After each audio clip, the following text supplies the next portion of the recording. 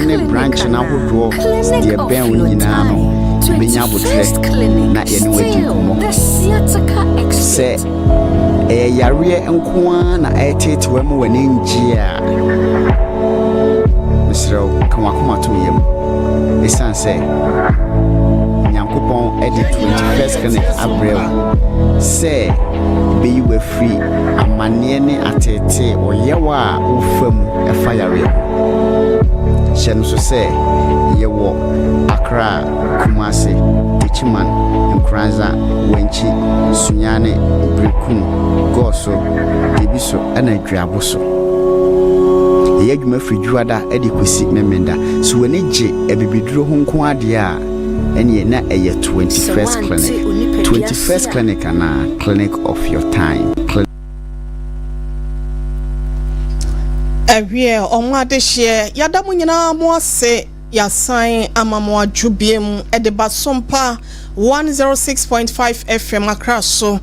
Jumedi adru so no eye healing point abribia no emu aseda no yadema 21st clinic wodom ena ebo yechidom aboya dontia kwasi adabia adru anonsi abopemu ekosise no nso no ebepemu ayetenase eyiwapomuden ho nkyerkyere adwumedie ebeboa ama onipadua ne mu niema biada ekwa achoacho no wani aba ho so na wode asi kwantimpomo amwatimi atrate asefo asase so ede won kwa na amen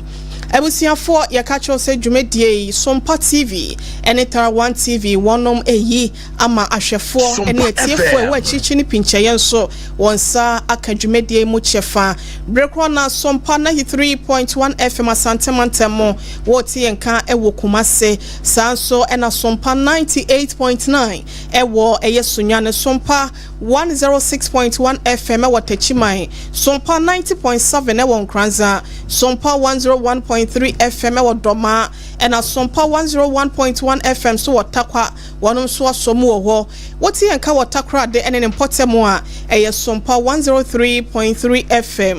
obetimi akọ Facebook ne so na wone ya to kese ewo dwumedie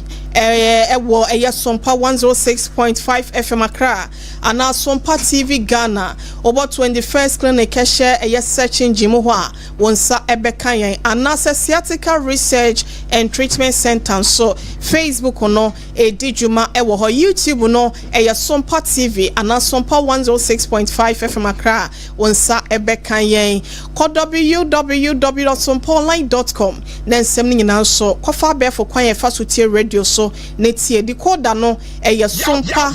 FM SOMPA FM be radio stations ni bo no okọhwe akira kwan a wonsa ebekan yen medi do OHENEYERE maame akua yeboa esia mabronya obetimi afrem abrewati ameje osododo enne okropon asan ede yenkwa achen ya betena se a na wotwe etwe mu no de ekofa ya yebobo me tutu ne srani abasa efa ya nkasa ya setena mu ye die ho nsem ho no eyade na ye beto aso Dr. Sixtus Aginedwa wa hasenom Tantra here run about Accra hasenom 21st clinic Dr. Penyeya wotia no ena ene wasan abeka yensa no mayenko ne enkoma no akwa abana na wotwe etwe mu de to bema so eya sexual weakness no ene ye ba beto aso dokumpa cho me mo akwa aba yeso pacho ho na motisen boko edanyame ase mame na systematic presence was say yene no na edi dwuma wo fidue ma se nom ne MC afo ya wo SOMPA TV ne tar 1 TV so ye na wonom ase doc da bia me come see e ba 21st clinic de enimu ane enimu na so da bia no ye besie enipa foforo ebekurum enipa foforo ebedwa so enipa foforo etie SOMPA TV SOMPA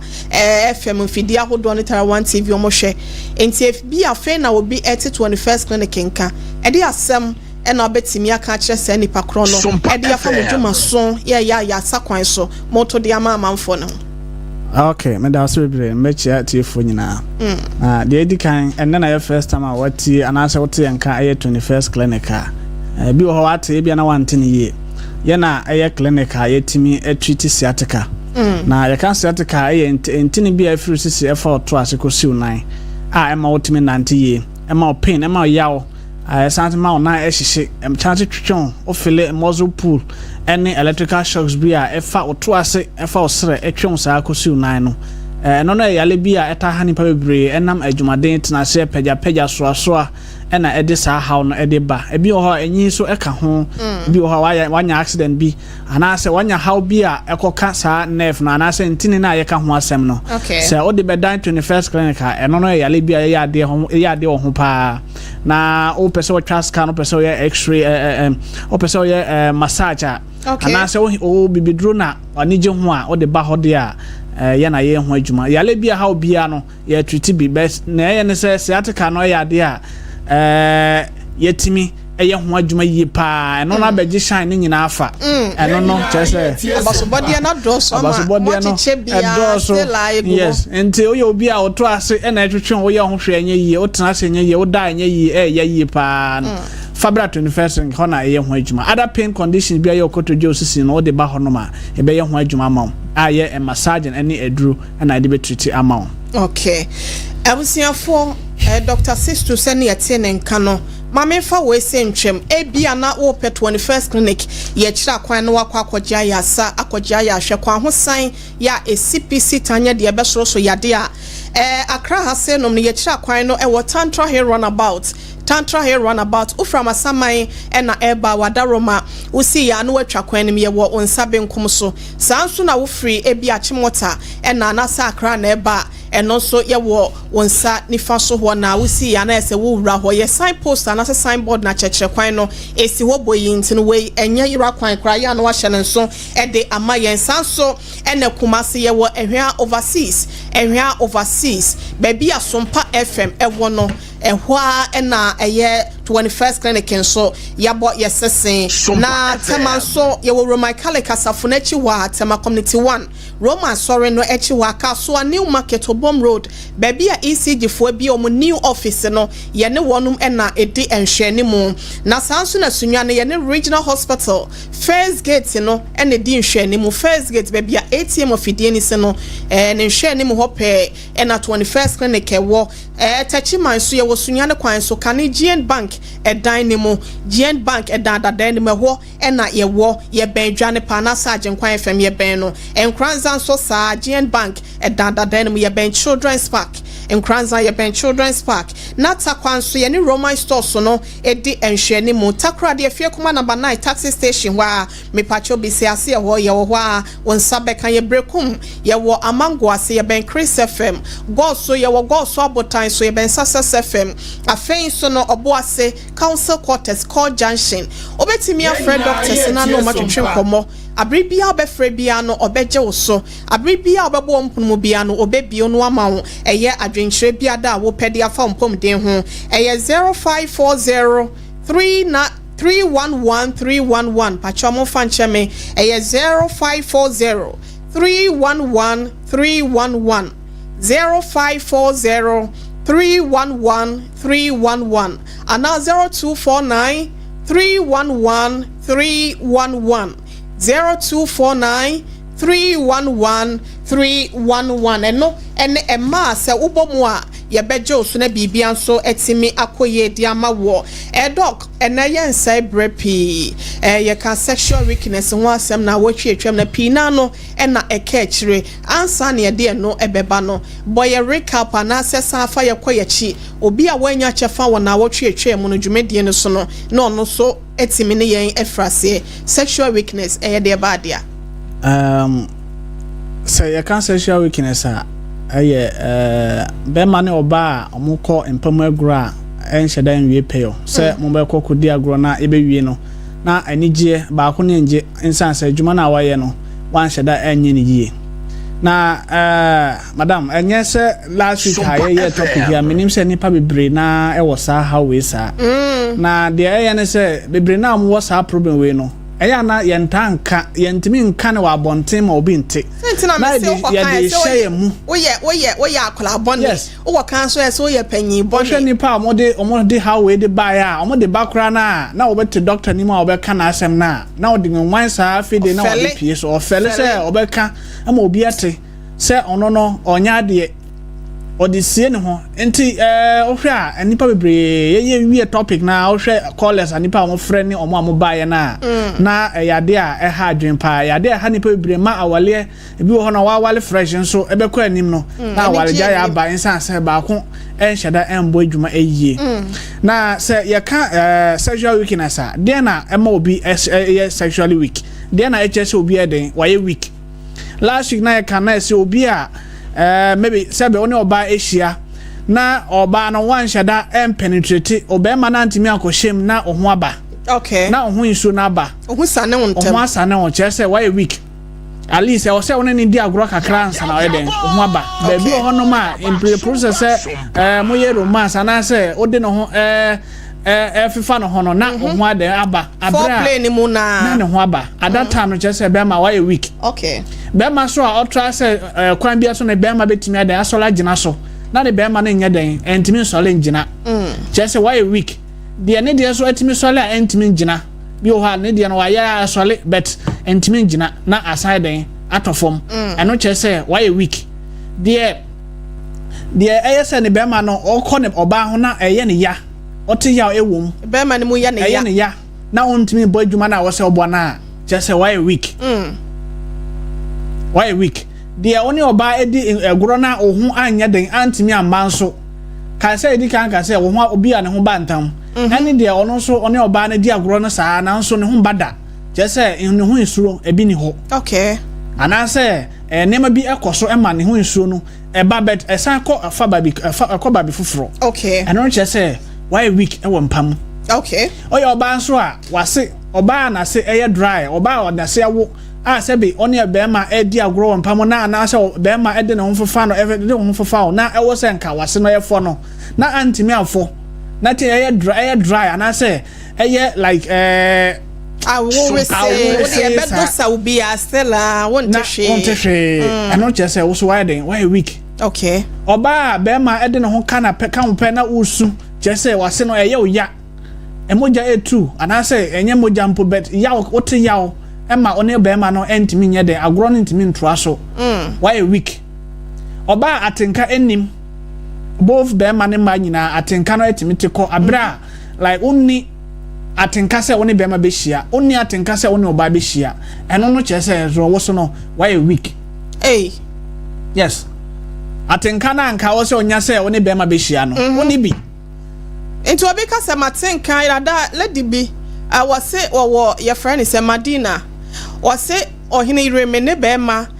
da mente enka bia na ya na sa ya me ya na me sometimes ya na me de katashi bia fam na pretend to say de me je ho no so no ya nko na me tie e na mente de bia nso wom eno so ye sexual weakness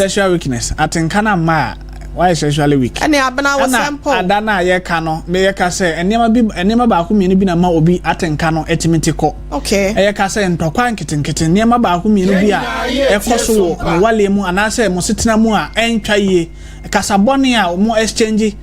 we di we atam we ka no me asem kire we na we ka we ma nu hu se mbe wale ana say wo de okra wo ye bema okra wo ye oba sa nema na o ka no etimi puti obi off etimi ma obi ten atenka no etiko Martin can tiko. Okay. And I say obi a maybe ya tuna monada. Obi a monada ya repini pen. Ya repini pen. To you obi a ya repi pen. Ohu bema na o ye masho atenka no enni hokra biem e ma bema. Okay. Obi a okọ bad relationship mu maybe wakọ awale mu wakọ apranche mu na atete ene nsem bi na edoso. Into free mu no ukọ ndokra se wona bema be den e bibibiem. Ebi ni infection ebi o hono ma wanya infection atena so ache sa infection didi omu ama wase no tambia no onya atenka bia because tambia wase na therefore emo wana didi mu hono ama atenka bia den eni ho ana esa so nerve so you be a one nerve problem sciatica problem na sciatic nerve na free osisi wonti mu nya de wa hodo nyina no sciatic nerve no sacral 1 sacral 2 up to 4 no honum no na control your sexual pleasure enti honum so no se koba se problem bi eba sciatic nerve no ho a eno so no e ma atenka no emma yes yale bi et say depression ebi ho a o depression a depression no so etimi ma atenka no so yeden etiko okay ebi mo so ho no aduro bi a ye nom yes the same depression now wonya depression on antidepressant aduro no sa aduro no ankasa no so no ebi ho a etimi ma atenka no etiko okay ebi no so obanom na atenka no mo so aba mo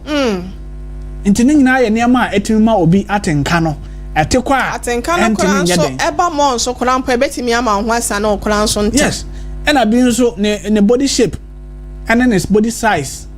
etimi ma ono ankasa no like ne self esteem no form okay yes maybe why so dodo o ya na dwen say be ma bia nya den ya wo gini hu di na kokko duro nyina akofom just say ne kese aha ana say ne ba bia chia ana say se we anyame born no ayekosoro kobo bia na so what say say the way an body echitia ne form no timi ma ne lose self esteem just say onye hu ne hu say like be ma bia nya den empe no o ya be ma so say the way anyame so born no e bia hu say oh na me kra no oba ben na epe me eno kra no eno so timi ma atenka na wo say onyama oba no na eno so eden etiko and I can say menopause ema omo menses no omo twabra after 45-50 years e kwa na atenka no etiko yesa so ka say hormonal imbalance say we obi a hormones no aba form a eye estrogen na say testosterone na aye male hormone estrogen eye female hormone no eno so na imbalance a eno so no etima atenka eden etiko nti ene obebre say so ka say we be man so na be masam enkoye ntimi gina che say moja na enkoye e wo ntini mu e bia wo akoma yale ana say wo diabetes ka say diabetes e yale bia onya ema moja na take esanso ma sugar ne dose wo moja no mu enti efa ntini kese na wo obema ne mu a ema obema so ale bet ahonden enim insan say capillaries ana say ntini ketro nkitinkiti na wo hono man ka wo say etimi film moja na man ye den no saa ntini no entimi mfa moja enti wo diabetes a eye possible say obema sam den ebe ba fo mu kra wo ya oba nso a the same thing oba bia what diabetes bia no e wo infection insan say na Johnson na Johnson no aya na Johnson no sugar wom na mo na wo ase no so no e pe sugar pa nti aya na edidimu na multiply na ma na say den wanya infection nti ono sa no so no etima na tenka na den etiko etima ono be ma hihie a ote yaw ote yaw insan ka say yaw so ya de a ote ya etima o sex no ana say madwuma na wo ne obema na ebo no enkoyi etimi ba say uterine prolapse na e ka say wa wode no etimi sane ba fom sane ba fom a na ode onsa hye kra ka kriketua bi a onsa etimi ka wa wode no nti be ma de ne ho ba na e ka na ote yawo ezinsuo bi etimi begina ba bi ebi ho fibroid bi etimi ma asa nhyiamu no wote yaw nsuo na ewo ho anka wo say etimi lubricate wo wase na mane efo no sa no so ama e ma wo de den wote yaw doc say obi din kan ko relationship bu mu na say bia ba ma na ne dua eso pa bia ne penis na so pa eno so no etimi ma no nya suro bi woni mu say obetimi asa akọ relationship na so ora relationship say na mu nsem no etimi de ho bi bre no de how ba o hwe ye mema no e wo sizes ne kese e ne tenten no e ye different kra obia ne de ne papa e de ama no se de wa last e kan to ho ansem se o ma me ama ho a oni bia na oni me ha ho yes eno no sa no so no se obusuya mu no o papa ama o de eson wade a ene na eno ano no man also the same thing also was sizes nti man na almost all de bia o pe kote aye kese ni nyina no well obi ane de ultimate ebi o hono so a ne de ultimate kese no nanso se de we aye keka se ko se ne kese na ya ina ono so pese o test bi hwe at the end no na o dia proud ababa we bi se wa ware na in fact be man na nada ansa no wo ware no. Yeah, discussing we last week and was it Wednesday no was a Thursday no frame. And also be man na share muda no worry ni wie ye no. Se ne ye ka se wase ni kunu ne beba ne ho a ni kunu no koto ade bi de be korokoro no na ne kora wase anema no first pa na no wo pene so ma ebi antoma be ma ne na ebeda no wase wo be wie ne nan nyina na ebubu ana be ma no so per sex enti say no ne ho kire no pese ofira wade na se nyina akora eye kuro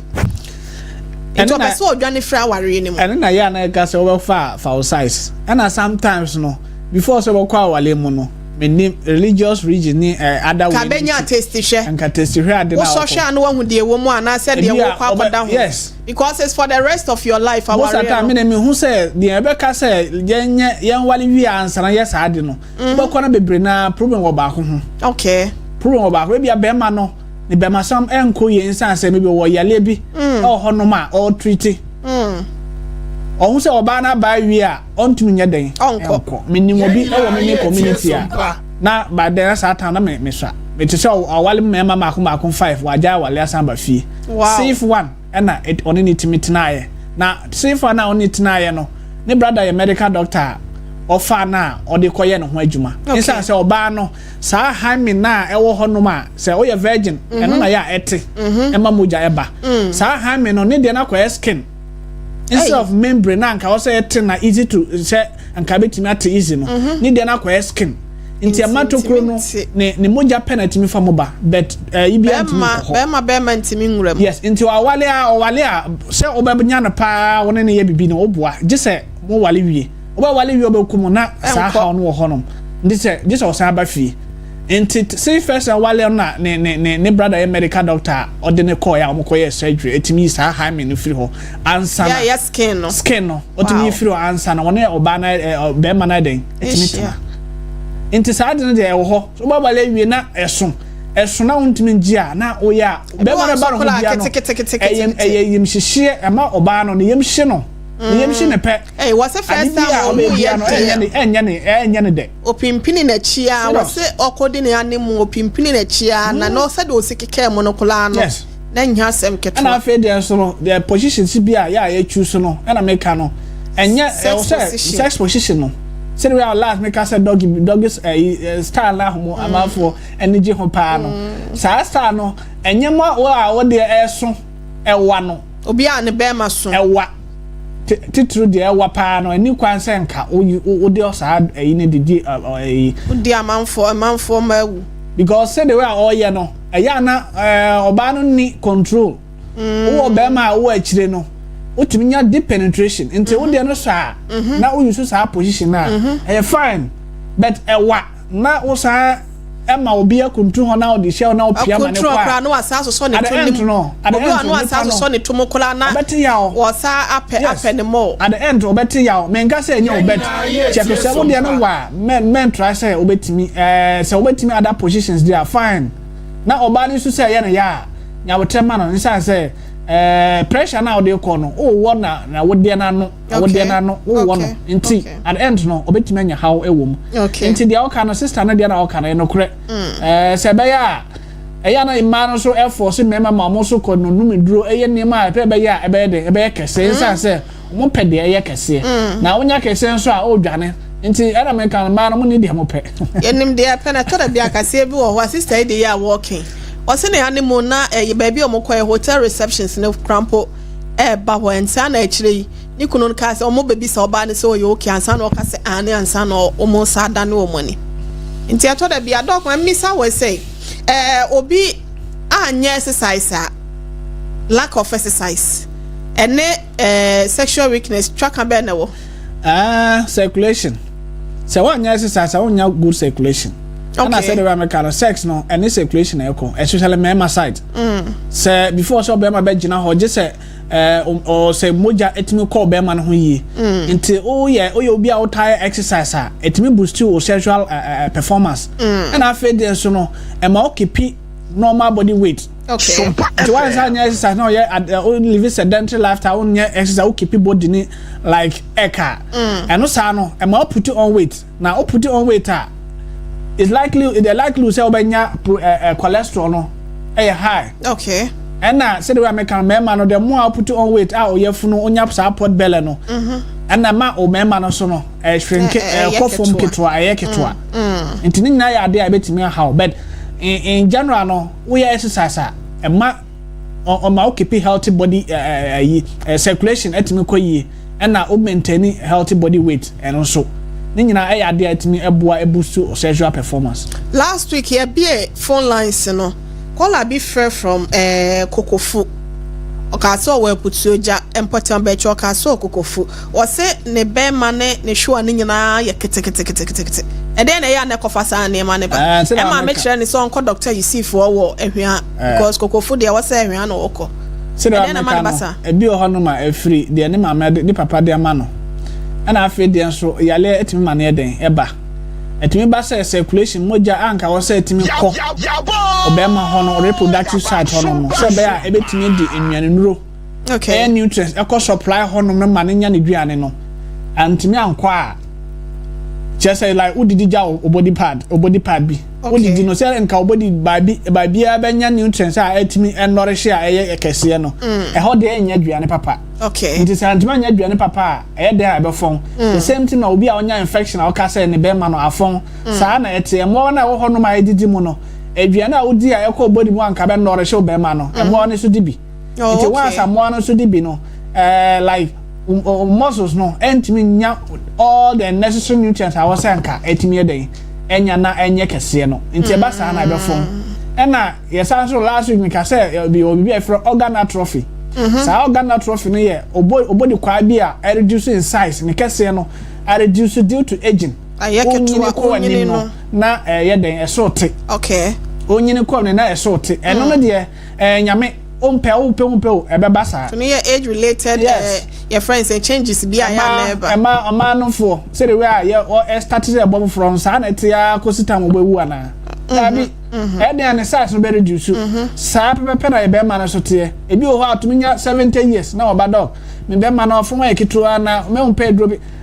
na me hwa mesre bi o ho no 70 years obasa no be ma yes what they quiet there yes ara me ya me je say o hwe obodi na nkasa wonsa no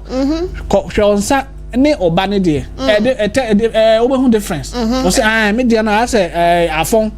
say the one wonsa no fon no sa na ho no so de fon insan say ye wo cells a en na holding insuo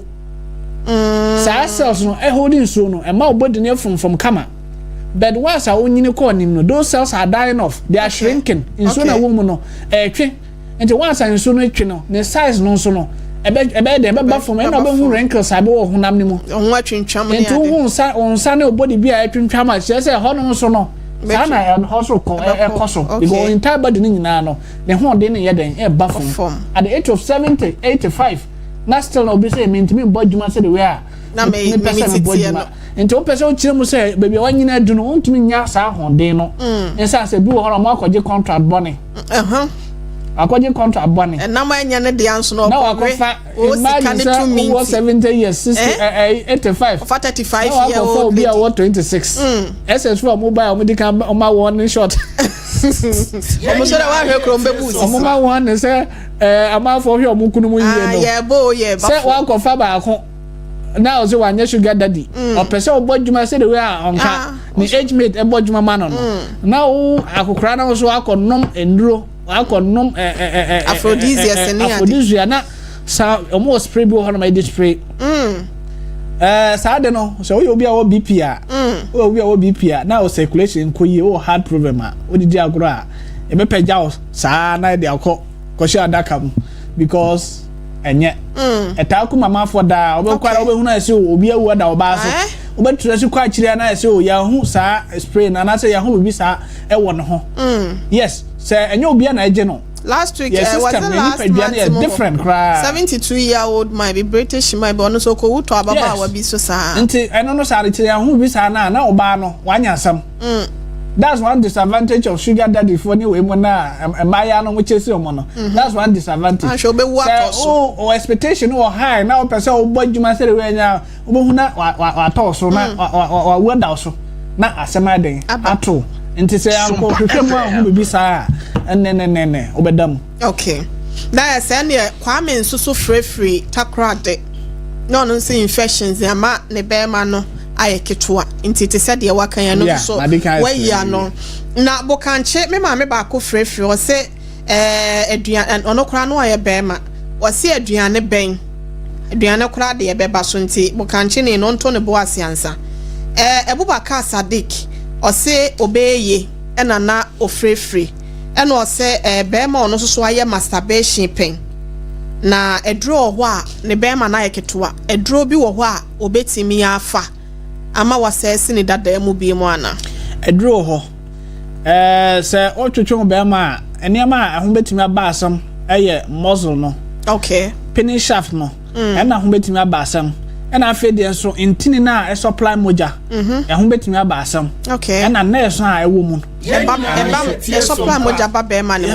supply moja ne ba be ma no okay sa intini no ho betimi aba asam enti eba sa na moja na ekọ horom no se ni kono anko hyeda anko yi a ena meka se otiminya obema no etimi phone because enwenduro na anka wo se etimi supply obema no entimi nko okay enti se onya aduro nom na circulation etimi nko ye nko ade a enne se obema no obetimi anya ne normal bio because moja no start se ekope ebe start se ebe utilize nutrients a ekọ no ho na asanya ne normal body size okay obi nso free nkranza no se one obedi nhyiemu won paso a enche na ne ho aba eno de efri efa nse wose ne nkura blem but osi so na oba ne nyina no wose saa na tie no ya na de be ne ma ne basa ha eno no saa no ejira ne obre adwen a odedi kan de ko all starting nyina o mefa nse systematic na on soro de ya on test bi hwe na wo test ya hwe since akopem se ne ya wa bo ni degree wo mu enyina ya semo smart say wa bo degree wa bo degree ka so obedi ni PhD enti eno no your congenital abnormalities and nyama bi a etimi koso okay yes some of these bi wo hono ma ye de awo no say the way an be man formation a e koso a abra wo ne maame iyemu a edp ni nyina no say ko ba se bibi etochima efa adwen efa intini mu efa nerves mu a etimi ma saa de no eba ema ne ho ba ntam abra and you can say because it's stimulation the moment stimulation e koso pe na ayeden start say eba nti bi ho no ma ni aduro o ye den say ayade ayede awo na ana say abnormality bi na e koso oni padwem o de nyini a aya na den say obetimi anu aduro na ayeden saa de no etimi correct no okay yes but opesa ogina ne na so a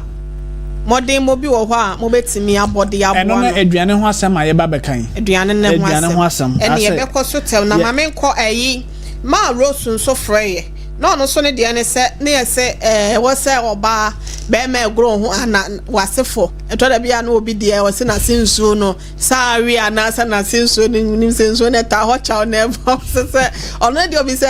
wasinsuo awia ebe de no wahu se wasinsuo bia o ne oba ye foreplay na ne home for ne ade ne yese no so ye sexual weakness no oh ene de ye clear sign na obi hu se wase aweden aye dry oba bia so wase for wase hu se wase eden afo because I know a part of orgasm ma oba eden oba feel a preparation towards orgasm okay nti wase for o feel se ho eden aye tro wa do be feel se eden afo ankasa na obi ho no ma na ne menses ba pene wo ho se ne menses aba because what say na say eden onya feeling bi wanya nti se be ma no ede ne ho keka na ya yina se for pa otu se o sna eden afo na afa den so no oba na wo mu no ebe brem okay ana no brem a mostly na stimulation na din science so no eden eba se no bia upim na na sa otweba no etimi brem yes etimi brem nti ana no brem sa na na twen nsuo no na man nsuo na wo within olabia manora site hono no na efiri hono maiden aba okay nti ana no ba afede na ma hono maiden afo nti hono fa yetro nti be ma na de ne ho hwemu a na ekọ easy be se o say dryer hono mo no ene oturumu nyina ye pe se de wa oturumu se tie no sa na hono so se tie because o de be hwem o be ya enye den enko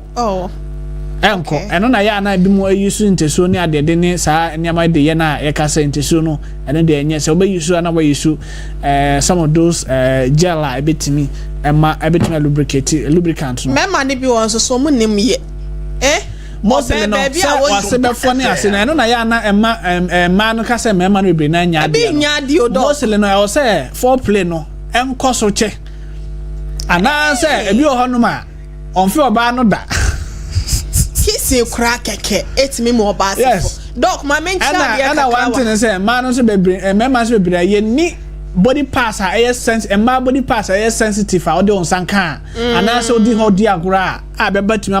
na eden na say fontam say bia na se na bia obebrush ne e bia ni pim no so and na say because na hair mo ne sere ho ene na se ho no ne ba ho no entam okro na hair mo keke kora don safa ho kora na ho fele na no no ba bia ba wo ya mo 95 mo 100 mo 98% omo no fo ano very sensitive ebi o ha na so achi bi o ha na kon obi a ofe na keke obi kura ne nsa kura no ne nsa enti trash obo hu oba no bebia ne sensitive part obi bia o de onsa be kan obeti ayi no eni nyina ya agreement but oba kwa na ntokwa bi na ekoso ana se ba ko mpe na ba ko mfoso ebe den na due ko okay abi anya ha na be kire sa ne we mboniti ya topic no sexual weakness no so mo mara 21st clinic o ban so apem mo ka de ha wo na ye nkyerɛw bebre na this week na massage keke kura mo ba se fo bebre na mo aba no bebre na mo aba this week pa so mo ba no bi mo ho no ma obeka na problem fufura afede na ode no obeba akire mi wa no titru na obaye man fancy ayade hard dream pa ayade ese awale ayade ese relationship ayade manage emma ayade ma self esteem no say we anka enyi na yeden ba fom emma abimo so dwen emma abimo dwen because o abako wale oba fefefe na wontimi nye no ho adwuma na o dwen say bia so obi etimi nya ne ba ko da korope na wontimi nye no ho adwuma yi a onye wo de abiom na emma na ya adwendwen ma no ya na adadwen oyo ba nso akonya obi a odo ne yie pa o se nka wonya nka woni na atena bet ahono nso ne nkoyie ahono nso nkoyie nti ne nyina no ya ade a odwen ho nti oba de a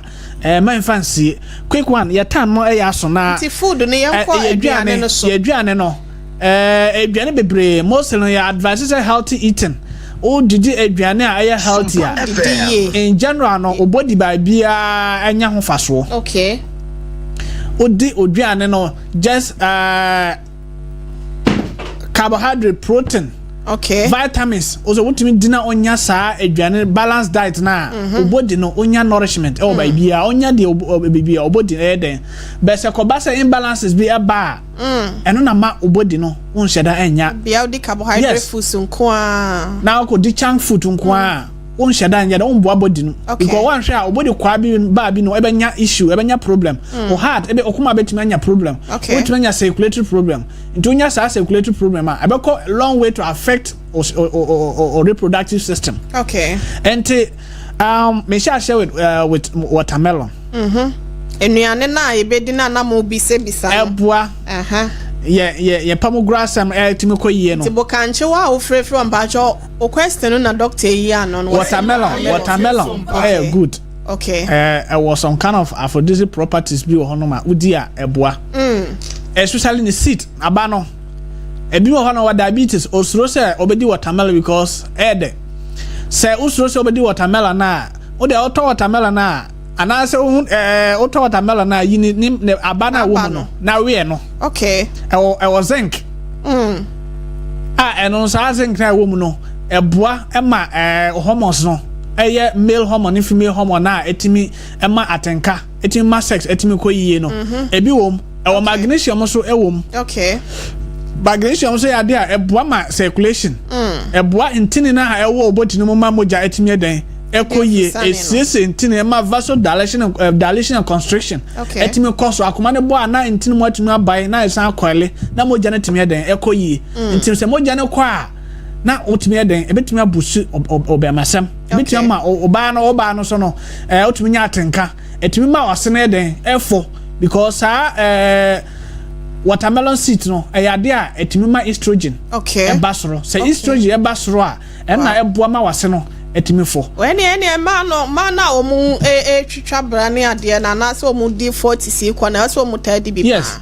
odi 40 na kwa ya na estrogen level no wo form kra na ya na omase no entafo no nti wo obi outadi watermelon na ema omase no etaye yi nti wa twa brana oni okunu akontokwa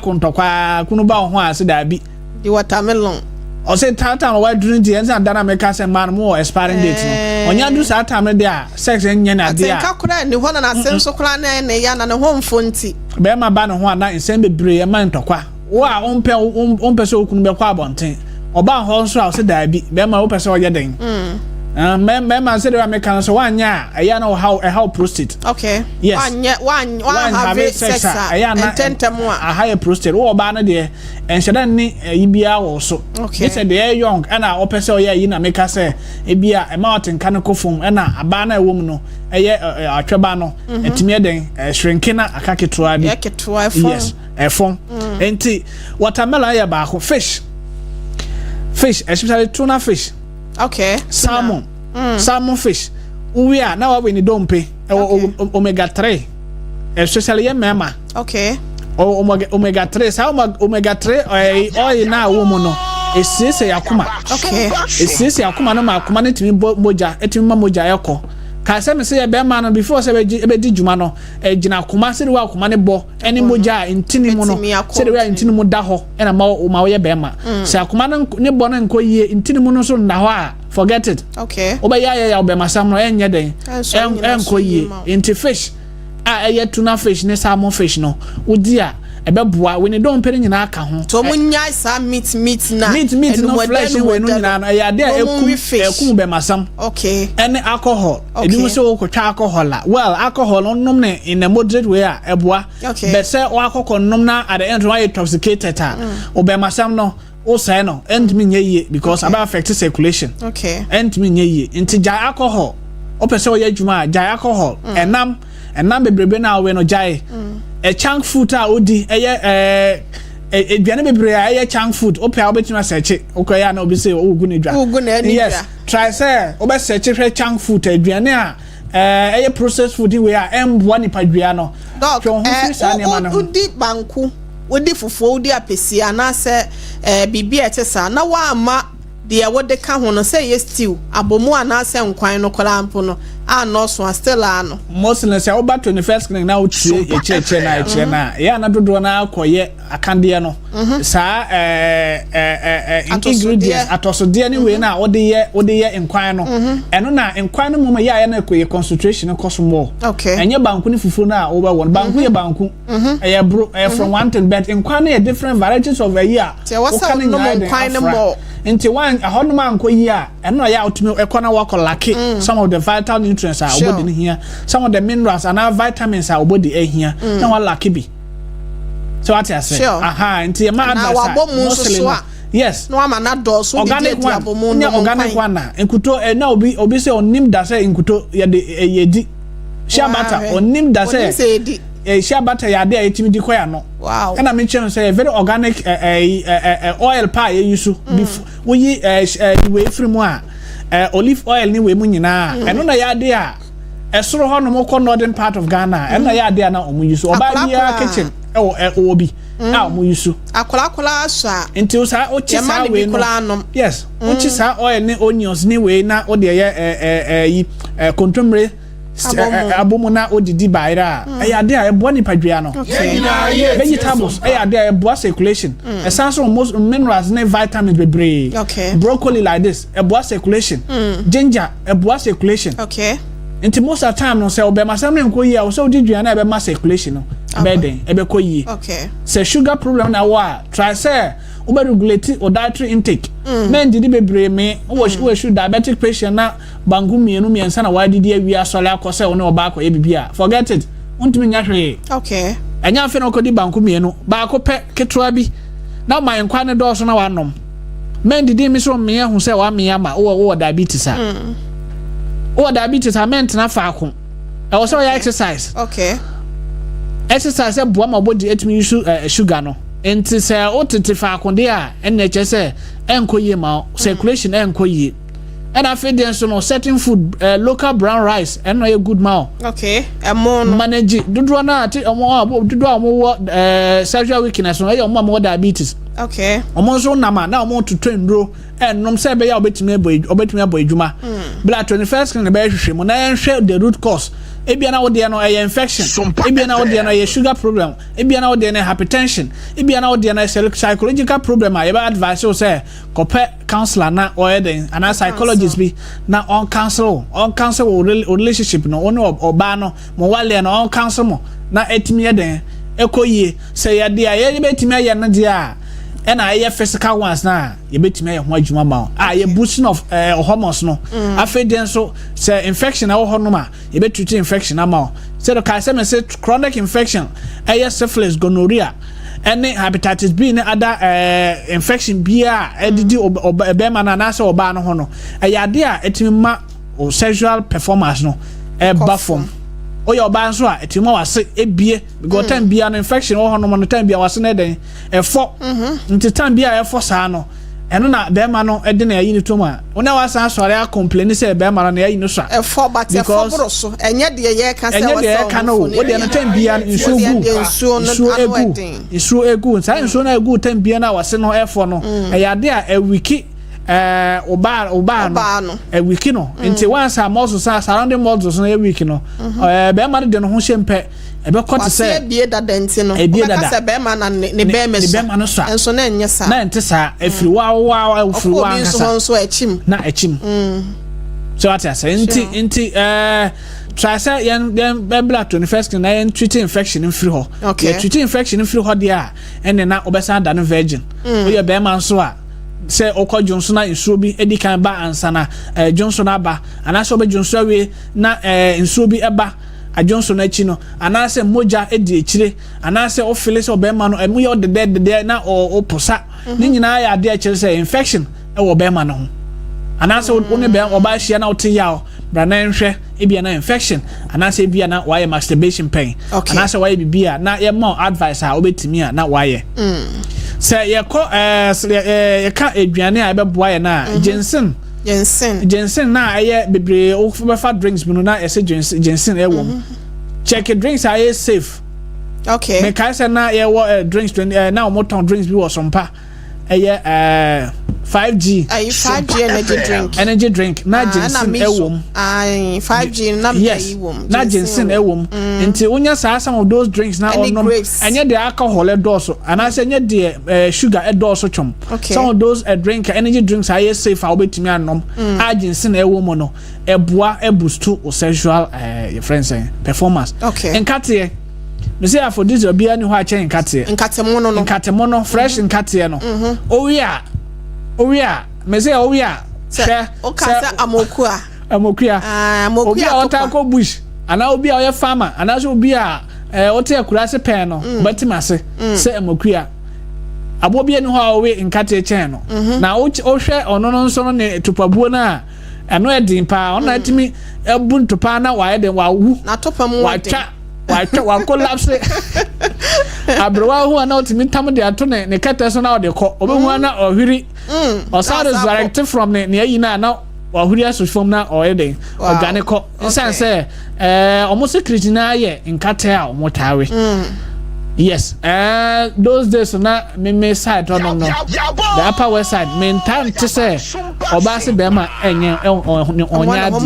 main time to say what the nkate no a main time to say honom still na mitwindwia sisia na omonye yi a amafo tutu kwan ne ade a omo so ss omo ne ade but na me nyini kokodu mi 20s ne dia mente bi da say oba ka say bema anye ho ade na ne secret nyina ye aduane a yedi any some of those haban and leaves no because obehu a full tree and leaves edible na kobrane with your friends and some of those local dawa we mu nyina fra na nkate ye aduane pa enkwan bebre say a social gathering wedding no say funeral bibia obeko bia no aduane bia omotaye pa ye friend jojo sa jojo no ene TZ eno na ye aduane a na ye ansana fried rice we abeji mu abeji afa ena na ye aduane nti aduane bia na nkate de ewo nti eya na eyade a esisi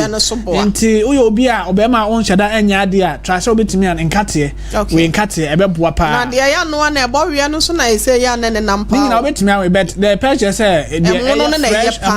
eno na ya de a obo adwuma we nkate mono no yes eno so esanso ma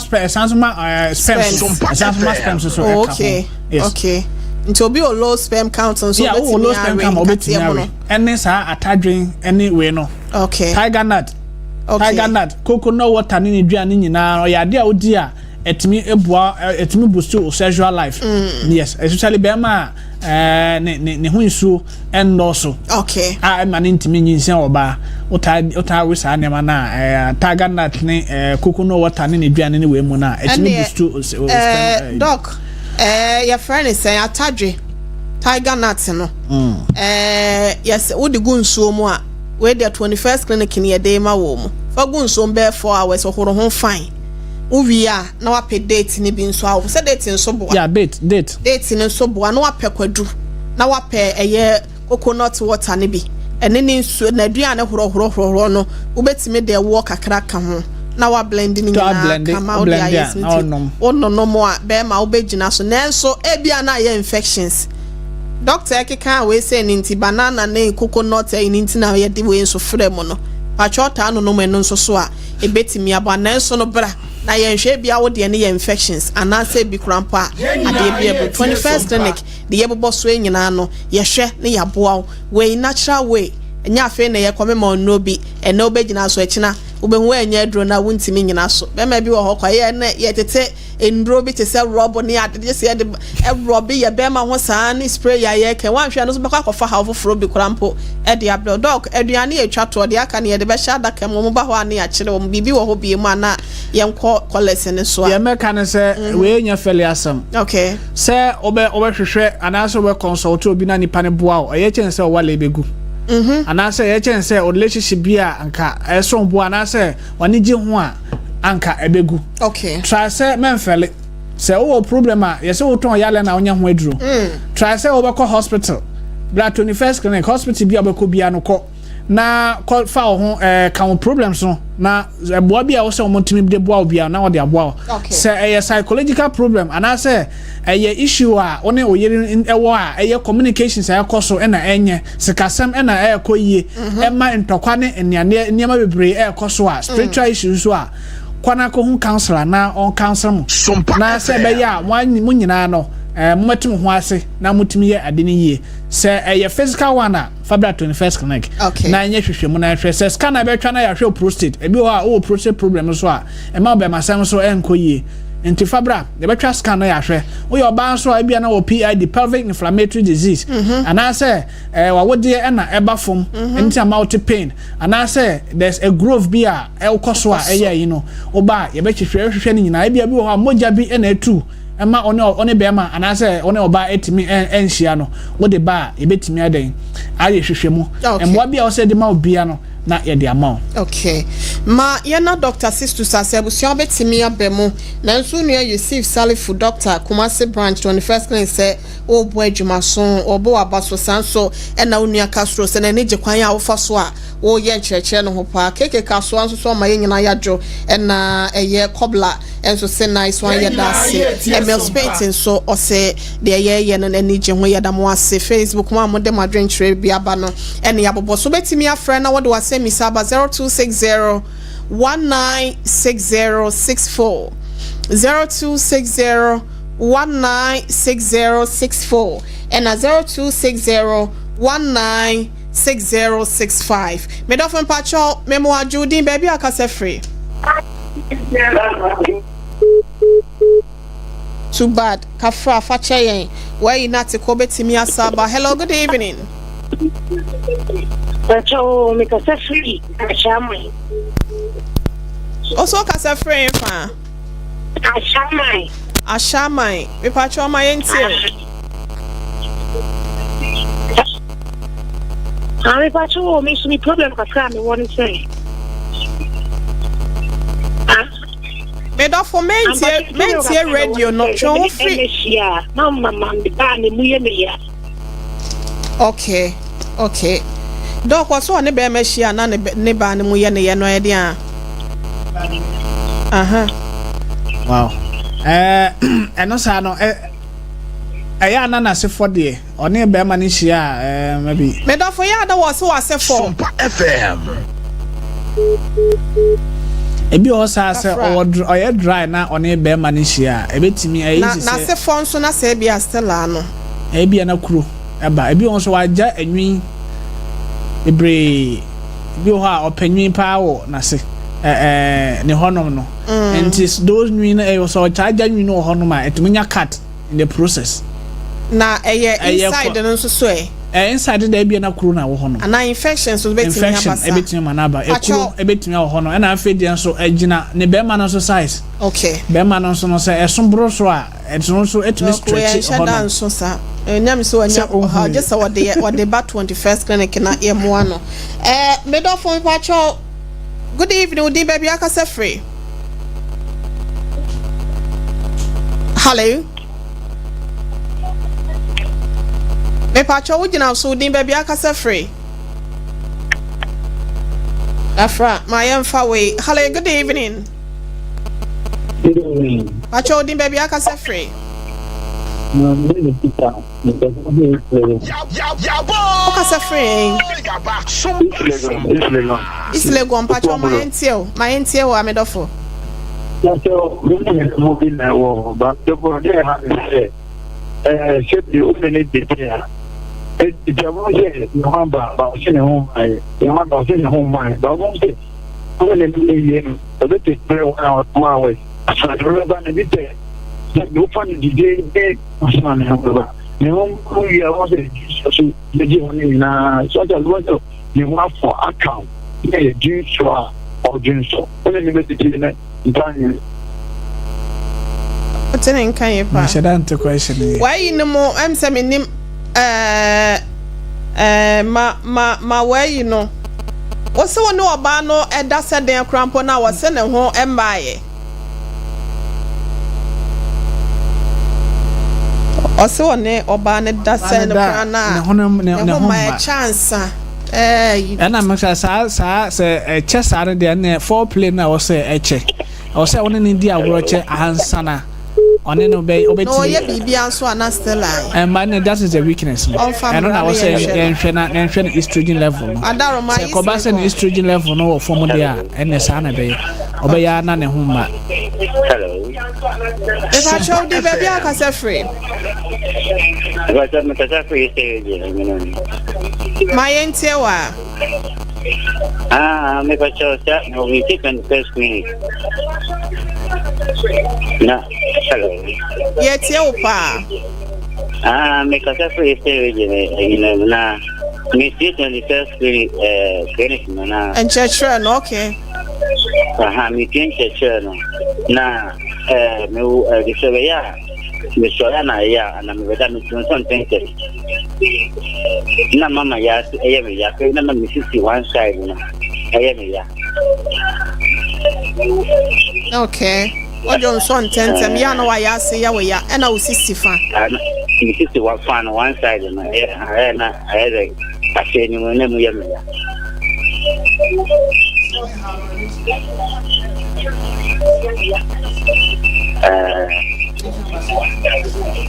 Inti enyinam je se oba ha se no ma na se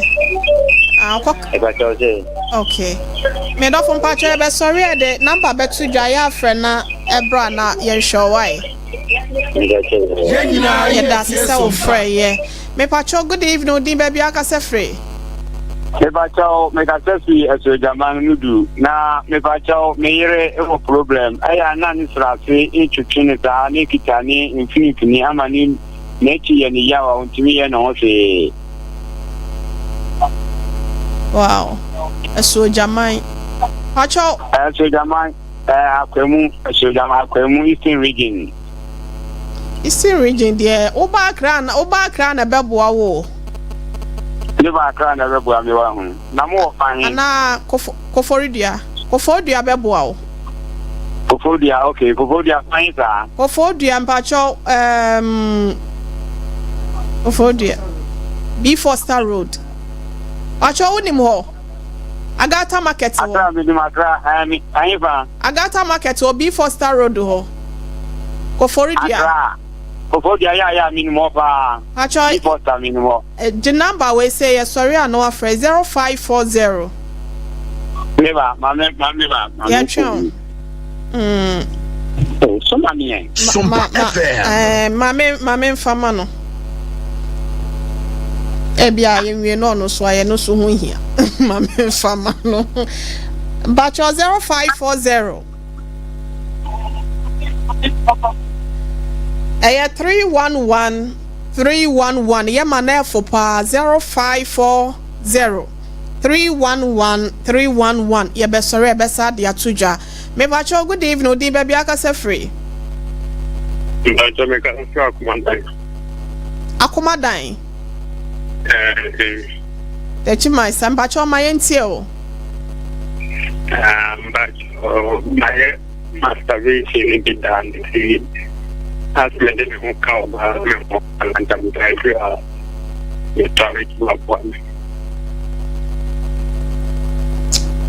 Nyame ya adomo ampacho bomodi ana kwatechi man. Baby ajenkwa FM wona so ya na kwan so no. Baby ana GN Bank dynasty na ho na say 21st clinic here hokona doctor nsho na emwe wo ho no ntimi famo a why. I hope say we jai there.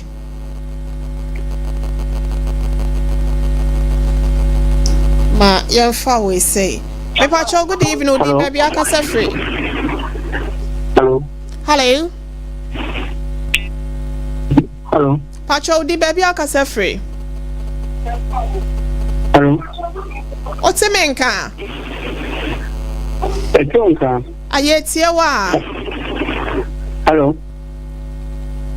Kafra. Onti menka. Ma me fa we say pacho good evening odi baby akasa free. Hello. Odi ni baby akasa free me dafo.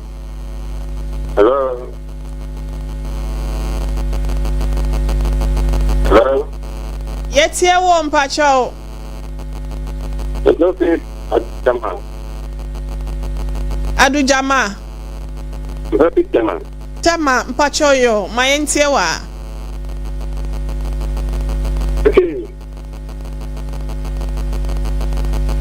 Edofo mpacho wo so yetie wo. SOMPA FM.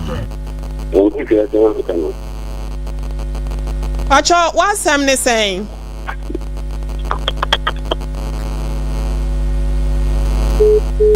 Madaroma mon fan cheye mon friend 0540 mo friend nyina mon fa number we say mon katena na mon fa line we say yentimi mfo bia wa ha biem ebre na ye be Madaroma 0540 edok mpacho begine ni we say nkasa mame a 0540 311 311 0540 311